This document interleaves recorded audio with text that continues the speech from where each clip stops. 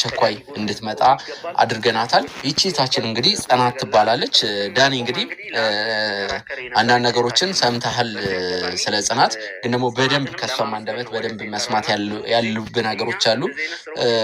ምንም ያክል ብትተዋወቁ ግን ትናንትና ስለነበረው ነገር አንተ በቦታው አልነበርክም። በዛ ሰዓት እኛ አንተን ለመፈለግ በምናደርግበት ሰዓት ያው የሆነ ሰዓት ቀዝቀዝም ብለን ነበር። ያንተን ነገር ችላ ባልን ሰዓት እንግዲህ ጽናት መታ ነው ከዳኒ ጎን ልትቆሙ ይገባል፣ እሱ ወጥመድ ውስጥ ገብቷል፣ ብዙ ነገር ለአንተ ጥብቅና ቆማ እንግዲህ ለአንተ ስትከራከር የነበረች እህታችን ናት።